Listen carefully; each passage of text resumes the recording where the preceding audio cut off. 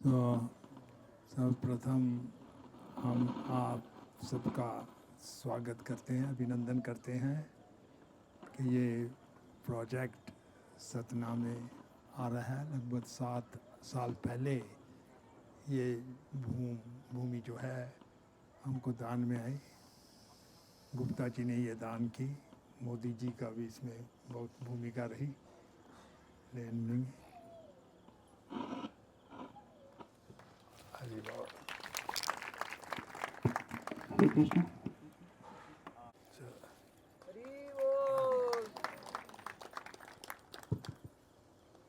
हरे कृष्ण। हमें पूर्ण विश्वास है ये सतना का सपना ही नहीं रहेगा, बल्कि बहुत शीघ्र यहाँ में मंदिर प्रकट हो जाएगा। और उसके लिए आप सबको योगदान देना है, तन मन धन से। यहाँ के भक्तों में हमने देखा हृदय में बहुत भक्ति है, समर्पण है। और ये स्थान भी बहुत पवित्र स्थान है, इम्पोर्टेंट है हमारे कृष्ण कॉन्शियस प्रीचिंग के लिए। आज बहुत सुंदर अभिषेक हुआ नरसिंह देव जी का। नरसिंह देव का एक नाम जो पढ़ा हमने 108 नाम में से है प्रहलाद पालक। प्रहलाद के पालक हैं, भक्त वत्सल चाहे कहो। और अपने भक्त प्रहलाद की वाणी को सिद्ध करने के लिए, क्योंकि जब हिरण्यकाशिपु प्रहलाद के पिता ने उनको इतना सताया और नरसिंह देव हमेशा उनकी प्रोटेक्शन रक्षा करते रहे। इधर हिरण्यकाशिपु पूछने लगा, मैं इतना प्रयास कर रहा हूँ आपको मारने के लिए, लेकिन कोई रक्षा करता है, तुम मरते क्यों नहीं हो? तो प्रहलाद कहते हैं क्योंकि मुझे भगवान की शक्ति प्रोटेक्ट कर रही है। तो कहाँ है वो तुम्हारे भगवान? है ना, वो तो सर्वव्यापी है। प्रहलाद ने कहा सर्वव्यापी है तो ये क्या इस स्तंभ में भी है? प्रहलाद ने कहा हाँ, इस स्तंभ में भी है। तो हिरण्यकशिपु आया अपना त्रिशूल लेकर और आहार करने के लिए आया, अटैक करने के लिए आया। तो भागवतम में उल्लेख है कि क्योंकि प्रहलाद ने कहा कि हाँ इस स्तंभ में भी है। भक्तों के शब्द जो है कभी असत्य नहीं हो सकते। उस वचनों को सत्य करने के लिए भागवतम में लिखा है कि नरसिंह देव उस स्तंभ से प्रकट हो गए और हिरण्यकाशिपु का वध कर दिया। और जब भी वध हो गया उसका हिरण्यकाशिपु का, नरसिंह देव बहुत ही रोषित थे, क्रोध में थे। उनको शांत ब्रह्मा जी भी नहीं कर पाए, स्वयं लक्ष्मी जी भी नहीं शांत कर पाए। फिर कुछ समय के बाद प्रहलाद आए। प्रहलाद आने के बाद नरसिंह देव शांत हुए और उन्होंने प्रहलाद से कहा कोई भी वरदान आप मांगो, मेरे लिए इतने कष्ट सहे हैं आपने, कोई वरदान मांगो। तो प्रहलाद कहने लगे प्रभु आपकी सेवा ही तो सबसे बड़ा वरदान है, इससे बड़ा वरदान क्या होगा? लेकिन नरसिंह देव की इच्छा थी कोई वरदान मांगे। अगर आप वरदान देना ही चाहते हैं तो मेरे पिताजी जो इतने पापी थे, इन्होंने इतने अपराध किए, आपका नाम किसी को लेने नहीं दिया, इनका आप उद्धार कर दीजिए। तो नरसिंह देव जी कहते हैं, बहुत सुंदर श्लोक भागवत में आता है कि जिस परिवार में एक भक्त भी जन्म ले या वैष्णव बन जाए, उसकी 21 पीढ़ियां पूर्व की और 21 पीढ़ियां आने वाली सबका उद्धार हो जाता है एक वैष्णव बनने से, जन्म होने से। ऐसा आस्वादन दिलाया। सो नरसिंह देव बहुत दयालु हैं, इसीलिए पूरी कंट्रीज ऑफ द वर्ल्ड में हमारा प्रचार चल रहा है।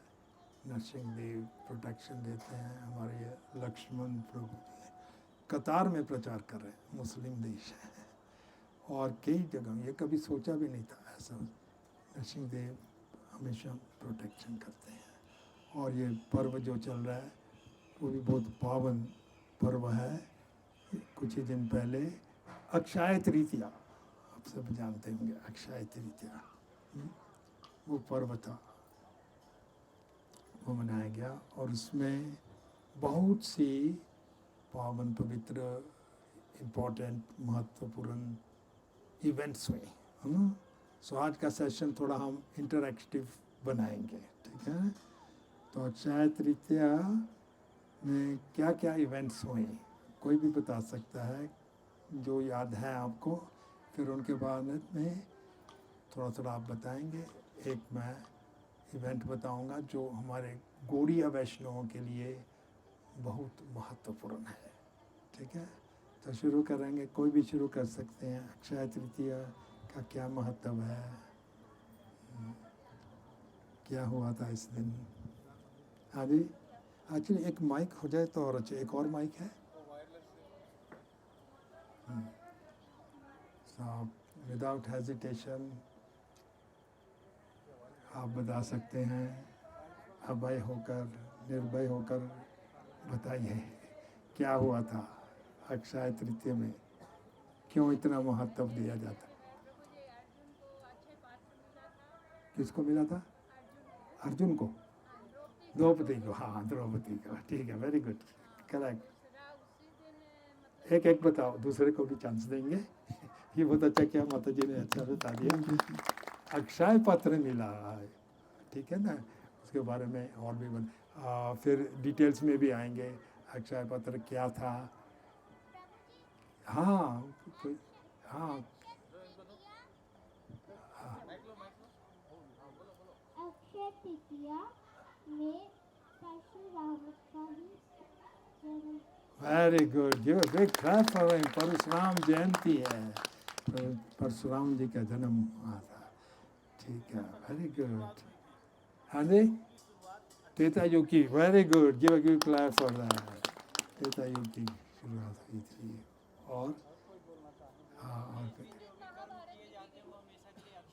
ओके, जो भी कर्म किए जाते हैं हमेशा के लिए अक्षय हो जाते हैं, इसलिए अच्छे कर्म ही करने चाहिए, ठीक है, वेरी गुड। हाँ, और अच्छे हो जाते हैं और इसमें कोई मुहूर्त की ज़रूरत नहीं है, बहुत शुभ तिथि है, कोई भी मुहूर्त में करो सक्सेस रहेगा 100%। अच्छा, और महाभारत का लिखना शुरू किया किसने? वेद व्यास जी ने, वेरी गुड। और उन्होंने रचा, लिखा किसने? गणेश जी ने, वेरी गुड। हाँ, और सुनाइए क्या बोल? Very good, excellent, very good. Ganga ji अवतरित हुई इस धरती पर अक्षय तृतीया के दिन। और हाँ जी, माइक काम नहीं कर रहा। हाँ,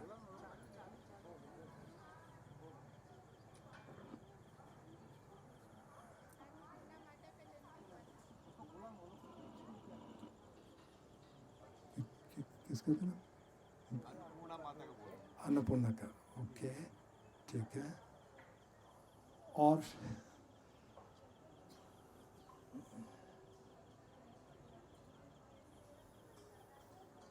एक बहुत इम्पोर्टेंट घटना हुई थी इसी दिन। सुदामा जी द्वारका पहुंचे थे कृष्ण के पास। हाँ, मिलन तो पहले भी बहुत बार हो चुका था, पर हाँ हाँ, वो द्वारका में मिलन हुआ। तो इन इवेंट्स को थोड़ा थोड़ा एक्सपांड, विस्तार करके बताएंगे। फिर हमारे गौड़ीय वैष्णवों के लिए सबसे महत्वपूर्ण इवेंट है चंदन यात्रा, इसी दिन शुरू होती है। उसके बारे में थोड़ा सा विस्तार में बोलेंगे, है ना। तो अपने द्रौपदी को ये दिया था अक्षय पात्र, उसके बारे में थोड़ा बोलेंगे। कोई भी थोड़ा बताइए स्टोरी, और उसके साथ संबंधित भी जो घटना हुई थी दुर्वासा मुनि की, थोड़ा सा संक्षेप में बताइए। आप बताएंगे माता जी? आपने बताया था द्रौपदी का। हाँ कितने लोग आ रहे हैं तो ये प्रसाद कैसे इन लोगों को दिया जाएगा। हाँ तो फिर कृष्ण भगवान बोले थोड़ा सा कुछ हमको खाने को दीजिए। हाँ तो जब खाने को कुछ था नहीं तो परेशान हुई द्रौपदी, तो बोली आप दिखाइए दिखाइए। तो उसमें छोटा सा एक कण पड़ा था, हाँ तो उसी कण को भगवान खाए हाँ और उसके बाद फिर उनको वरदान दिया, अक्षय पात्र मिला। हाँ और फिर वो नदी के किनारे जब उनको बुलाने गए भीम, तो उन लोगों को इतना पेट भर गया कि वो खाने आए ही नहीं। हाँ, वेरी गुड, बहुत अच्छा समझाया। वो कहते हैं यस्मिन तुष्टे कृष्णा जगत तुष्टे। अगर कृष्ण जी तुष्ट हो जाए तो जगत ही पूरा संतुष्ट हो जाता है। बहुत अच्छा सुनाया। और सुदामा की कोई सुनाएंगे? कैसे गए थे सुदामा जी?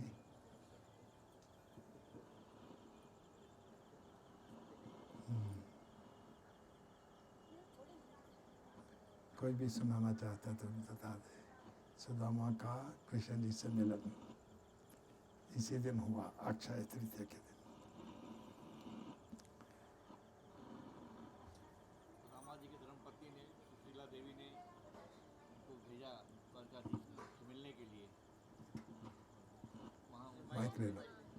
का मुलाकात हुआ उनका, हाँ। भगवान का रामा जी के साथ मुलाकात होता है।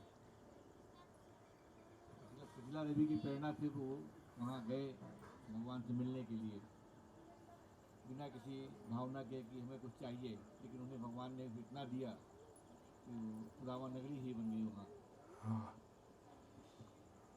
एक मुट्ठी बासी पोहा दिया, कुछ नहीं था उनके पास। हाँ, उनको भगवान को देने के लिए हाँ। नहीं था। उन्होंने पोहा। चावल दिए थे, 4 घर से मांग के चावल दिए थे वो। हाँ उस चावल की प्रसाद देख के भगवान को समझ में आया कि इनकी अलग क्या है। हाँ अलग प्रकार के चावल, 4 प्रकार के चावल उसके रखे, हाँ। उसके बदले भगवान ने उन्होंने तो इसको अमृत समझ के खाया। हर एक लोग का छुपा क्यों रहा? वो देना नहीं चाहते थे। हाँ, छुपा रहे थे, छीन लिए। रुक्मिणी और सब रानियाँ हैरान हो रही है, क्या कर रहे हैं? परेशानी होने लगी उनको। पर ये कृष्ण जी अब वक्त के प्रेम के भूखे हैं, खाने को पूरा कुछ है, पूरा भंडार है, ब्रह्मांड है, पर भक्तों का प्रेम के भूखे होते हैं। जैसे विदुर जी का भी संबंध में आता है एक प्रसंग। दुर्योधन ने एक बार कृष्ण जी को इनवाइट किया हस्तिनापुर में, और बहुत से व्यंजन अरेंज की, मिठाई मेवा क्या क्या मिठाई, लेकिन उसका कपट था कि ये खिलाने से मैं अपने पक्ष में जीत, मेरे पक्ष से जिद करें, है ना। लेकिन कृष्ण जी पहुँचे, ये सब मिठाई मेरे देखे, ये तो कपटी है, इसका क्या खाना है, मैं भूखा थोड़ा हूँ, पूरा ब्रह्मांड मेरे हाथ में है, छोड़ दिया, नहीं चाहिए मुझे तुम्हें। और पास में ही विदुर जी का घर था। हाँ, विदुर रूखा साग खाते थे। और एक दिन विदुर जी के घर पहुँचे, विदुर जी कहीं भाग गए हुए थे, विदुरानी अकेली थी, स्नान करके आई कपड़े, ओ ये तो विश्व के नाथ त्रिभुवनाथ मेरे घर आ गए, मैं तो धन्य हो गई। इतनी भावुक होगी, सदबुझ भूल गई, और कैसे भी बैठाया, ढूंढने लगी कुछ इनको खाने के लिए दूँ। देखा कुछ केले पड़े हुए थे, केले बहुत प्रिय हैं कृष्ण जी को, वो भी आते हैं। केले का छिलक खिला रही और गुठलियाँ फेंक रही, और कृष्ण इतना आनंद ले रहे थे। उतने में विदुर जी पहुँच गए, ये तो क्या कर रही है, हर तो छिलक खिला रही है, मैं ठीक तरह से खिलाता हूँ, अलग कर दिया।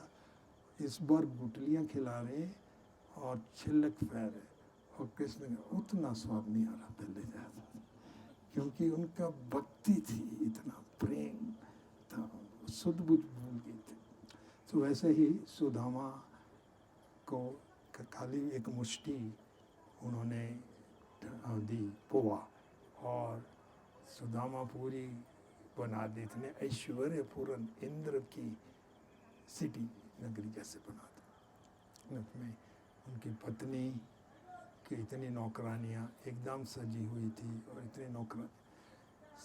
ये सुदामा। कोई परशुराम के बारे में बताएंगे छोटा सा? परशुराम जी।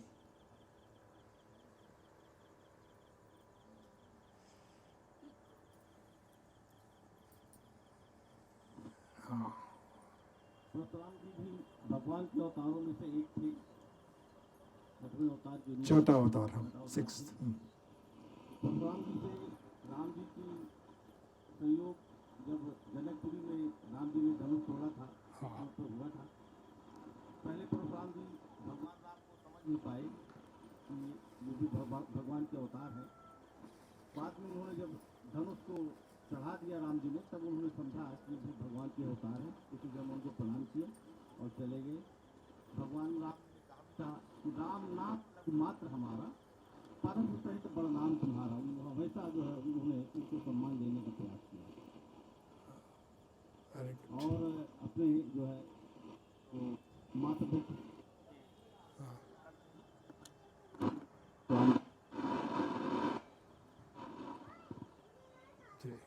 बहुत अच्छी। बाय द वे, जो अक्षय पात्र की कहानी सुना रहे थे, वो ही अक्षय पात्र आज भी है उडुपी में, कर्नाटका में।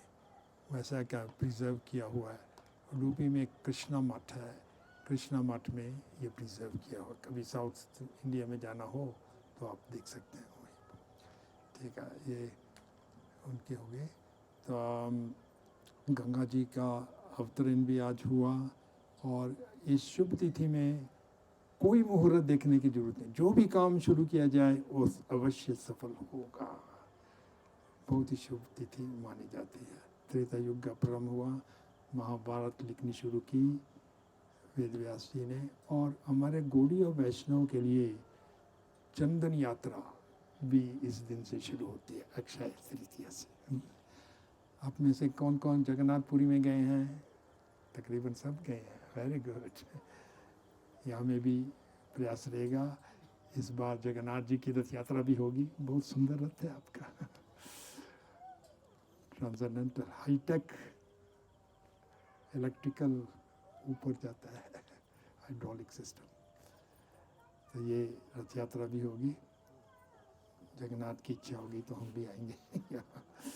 सतना का सपना है जल्दी जल्दी मंदिर बन जाए इधर,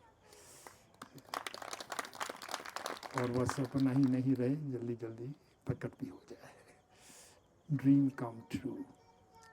तो ये जगन्नाथपुरी में जो मूल विग्रह हैं जगन्नाथ सुभद्रा बलदेव, उन अक्षय तृतीया के दिन उनको चंदन लेपा जाता है, पूरी तरह से चंदन से लेपा जाता है।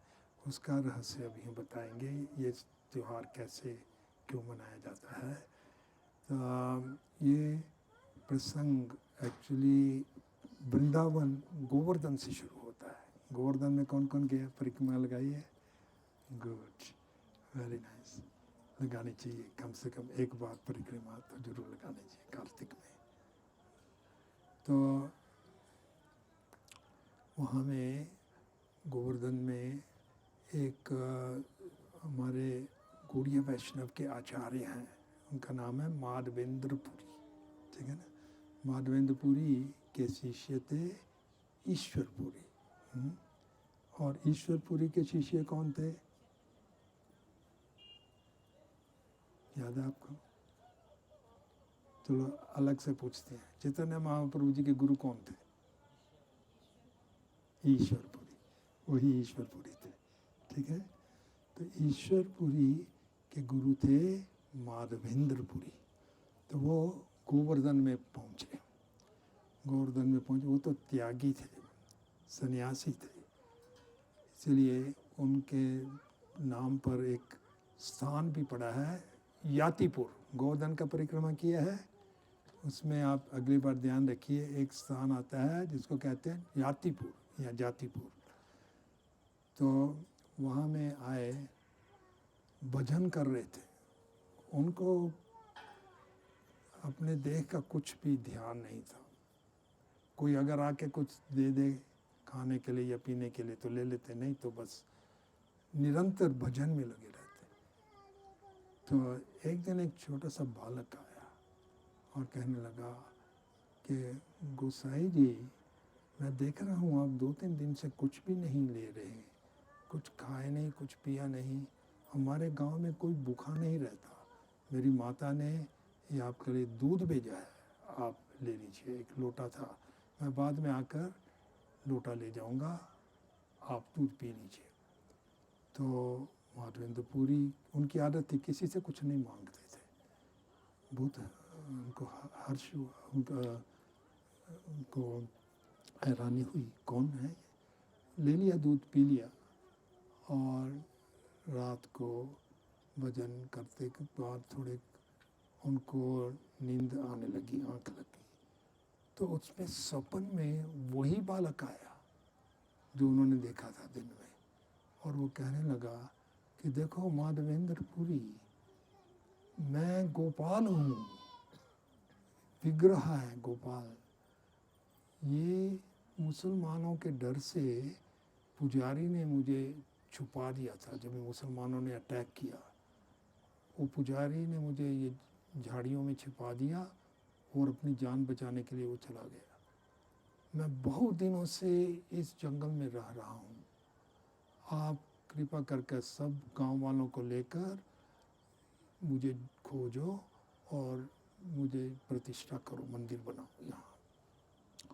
तो तुरंत ही माधवेंद्रपुरी जागे, वो तो पछताने लगे, हाय मेरे कृष्ण भगवान स्वयं आए थे, मुझे दूध लेकर आए, मैं पहचाना नहीं उनको, इससे विलाप करने लगे। फिर उन्होंने सोचा अभी मुझे उनका आदेश पालन करने का है, तो उन्होंने उठकर गोपाल जी का विग्रह मिला, बहुत सुंदर, अति सुंदर गोपाल जी थे, और गोपाल जी को निकाल कर उनका बहुत अच्छी तरह से मार्जनम करने के बाद अभिषेक किया, जैसे आज नरसिंहदेव का हुआ, पंचामृत से अभिषेक किया गया। बहुत सुंदर विग्रह थे। एक वेदी बनाई गई, वेदी पर विराजा उनको प्रतिष्ठित किया और उनकी नित्य सेवा करनी शुरू कर दी। अच्छे पुजारी पुरोहित ढूंढे उन्होंने, जो बहुत ही अच्छी तरह से उनकी सेवा करते, भोग लगाते, निवेदन चढ़ाते, आरती करते, तरह तरह की सेवा, क्योंकि मूर्ति और भगवान अभिन्न होते हैं। कभी नहीं सोचना चाहिए ये पत्थर है, ये लकड़ी है, नहीं, ये साक्षात भगवान इस स्वरूप में आते हैं, अर्च अवतार कहलाता है। तो ऐसा कुछ दिन सेवा हुई, गोपाल जी भी बहुत प्रसन्न थे, माधवेंद्रपुरी बहुत प्रसन्न, पूरा सब गांव ही प्रसन्न हो गया कि गोपाल जी हमारे इष्ट आ गए हैं यहाँ में। तो उसी के बीच में यही गोपाल जी एक बार फिर से माधवेंद्रपुरी को स्वप्न में आए, कहने लगे माधवेंद्रपुरी देखो, मैं बहुत लंबे समय से ये वन में रहा और इतनी कड़ी धूप सहनी पड़ी मुझे, उस धूप के कारण मेरा शरीर का तापमान इतना बढ़ गया है, तो आप जाओ और चंदन लेकर आओ, चंदन से लेपा जाएगा, उससे मेरा शरीर शीतल हो जाएगा। तो जैसे माधवेंद्रपुरी ने ये आदेश पाया, भक्त तो समझते हैं कोई भी सेवा मिले ये तो वरदान है, ऐसा नहीं सोचते कि इतनी दूर जाऊंगा। 2000 किलोमीटर चलना था उनको, गोवर्धन से लेकर उड़ीसा तक 2000 किलोमीटर। कोई गाड़ियाँ नहीं थी, ई रिक्शा नहीं थे, ना ही फ्लाइट थे, कुछ भी नहीं था, पैदल एक ही मात्र रास्ता था जाने का, पर उन्होंने सौभाग्य समझा कि मेरे को बहुत दया हुई है गोपाल जी की। तुरंत एक व्यक्ति साथ लेकर असिस्टेंट के निकल गए गोपाल जी के लिए ये चंदन लाने के लिए। और रास्ते में कई कठिनाइयाँ भी सहनी पड़ी, मुसलमानों का राज्य था, पर फिर भी आते रहे और चलते रहे। और फिर उड़ीसा में पहुँचे। उड़ीसा में पहुँचे, पहला जो गांव वहाँ था वो रेमुना का नाम था, रेमुना का नाम। तो रेमुना में उन्होंने गोपीनाथ जी की डेटी देखी, विग्रह देखा। इतने सुंदर हैं गोपीनाथ जी। माधवेंद्रपुरी बहुत ही प्रसन्न थे। और उस समय राजभोग का निवेदन ही हुआ था, आरती हो रही थी। तो माधवेंद्रपुरी की दृष्टि में आए, वो वहाँ की एक बहुत प्रसिद्ध खीर थी, बर्तन में खीर थी। तो माधवेंद्रपुरी की इच्छा थी कि अगर मुझे ये मालूम पड़ जाए कि इसका स्वाद कैसा है, तो मेरे गोपाल के लिए भी मैं ऐसी ही खीर बनाऊंगा वृंदावन में जाकर। पर फिर उन्होंने सोचा, मैंने ऐसे कैसे सोच लिया, ये तो भगवान का प्रसाद है। तो रात को जब ये सोए हुए थे, गोपीनाथ जी माधवेंद्रपुरी को सपन में आए। एक्चुअली माधवेंद्रपुरी के नहीं, वो पुजारियों को सपन में आए। पुजारी को कहने लगे, हेड पुजारी को, कि देखो मेरा एक बहुत शुद्ध भक्त आया है, उसका नाम है माधवेंद्रपुरी।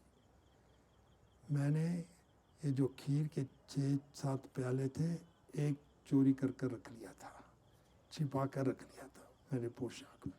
आप उठो, जाओ, आपको मिलेगा वो प्याला खीर का, वो ले जाओ और माधवेंद्रपुरी को जाकर दो। तो वो भी बहुत सरप्राइज से, लेकिन अद्भुत है लीलाएं गोपीनाथ की। तुरंत उठे, स्नान आदि कर गर्भगृह में गए, गोपीनाथ के निकट में, और सच क्या पाया, गोपीनाथ के पोशाक के नीचे एक खीर का प्याला रहता, इसलिए उनका नाम है, क्या नाम है, खीर चोर गोपीनाथ। खीर चोर, अपने भक्त के लिए खीर चोरी की। तो वो खीर का प्याला लेकर आए और बाहर आए। तो उन्होंने पुकारा, कोई माधवेंद्रपुरी है यहाँ में, माधवेंद्रपुरी, बहुत बार पुकारा।